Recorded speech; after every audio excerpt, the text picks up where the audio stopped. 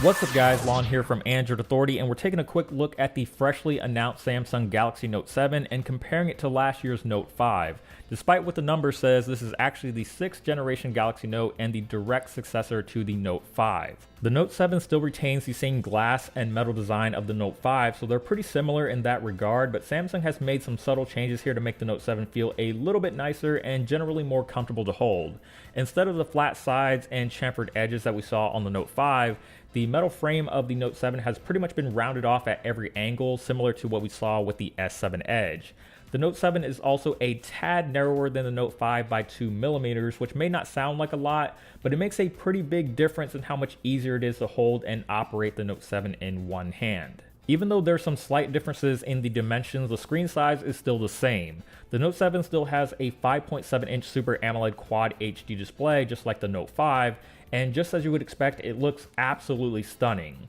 The big difference here is that the Note 7 has a curved edge display that's similar to the screen on the S7 Edge, but the curve isn't quite as drastic, and because the side rails are much thicker, you shouldn't have much of a problem with accidentally touching the sides of the screen with your palm or fingers. The curved edge glass also brings the Edge UX features to the Note 7, so things like the Apps Edge, Task Edge, People Edge, etc. will all be available at a simple swipe of a finger, and so far it looks and functions exactly the same as it did on the S7 Edge. The Note 7's display also brings over the always-on display feature that we first saw on the S7 and S7 Edge. This can show you some basic information like the clock and calendar, and it's technically just a simple software feature, so this could trickle down to the Note 5 with a software update, but so far we haven't seen it happen. On the bottom of the phones, you'll find the headphone jack, speaker, and S Pen all in the same place, but you'll notice on the Note 7 that Samsung has finally switched over to USB Type-C. It still supports fast charging and wireless charging, which will be perfect for charging up that 3500 mAh battery,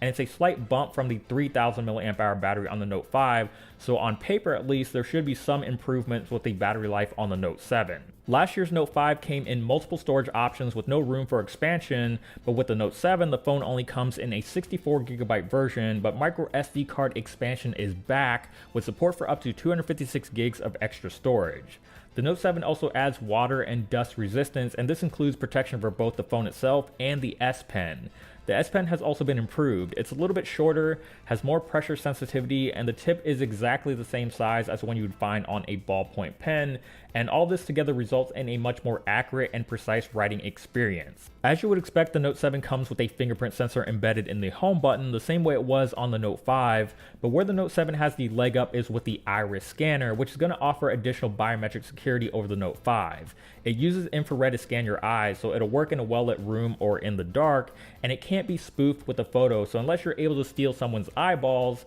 the iris scanner is a very secure way of protecting your phone. Internally, the Note 5 is packing the Exynos 7420 and 4 gigs of RAM, while the Note 7 shares the same exact setup from the S7 with the Snapdragon 820 and 4 gigs of RAM. On paper, this may not sound like that big of an upgrade, and if you're hoping for something more like 6 gigs of RAM, you might be disappointed, but this is still plenty of power for the Note 7, and with Vulkan supported games being released with the launch of the Note 7, you're going to get a much more powerful gaming experience over the Note 5. If you remember last year, Samsung took the 16 megapixel camera of the S6 and brought it over to the Note 5, and they've pretty much done the same thing here with this year's Note 7. The Note 7 features the same 12 megapixel camera on the rear and 5 megapixel front-facing shooter, and as we already know from the S7, this reduction in megapixels allows for better low light, and you're also getting that extremely fast dual pixel autofocus technology, so I think it's pretty safe to assume that the picture quality on the Note 7 isn't going to disappoint. Despite being the same camera sensor as the S7, the camera software did receive a little bit of a facelift. Samsung has made the interface much cleaner, and it still offers all the same features from the Note 5,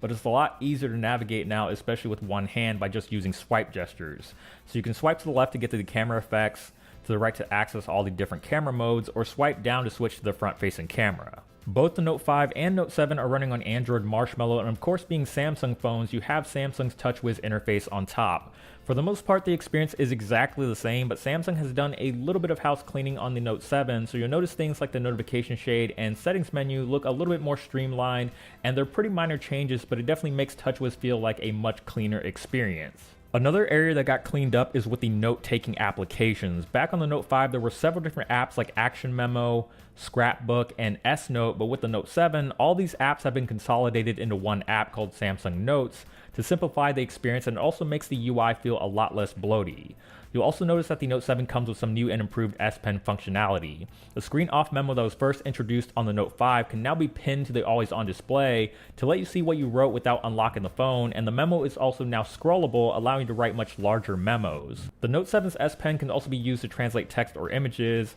magnify the screen, and create GIFs, which I could really see people having a lot of fun with, and it's probably possible for these features to come to the Note 5 in a software update, but as of right now, they're specific to just the Note 7. But what do you guys think of the Note 7 and how it compares to last year's Note 5? With an iris scanner, water resistance, improved S Pen functionality, a bigger battery, and a slightly revamped design, is it worth the upgrade? Feel free to let us know down in the comments below. Personally, I think this is the most refined Galaxy Note Samsung has ever made, and if you do decide to make the leap to 7, I don't think you'll be disappointed.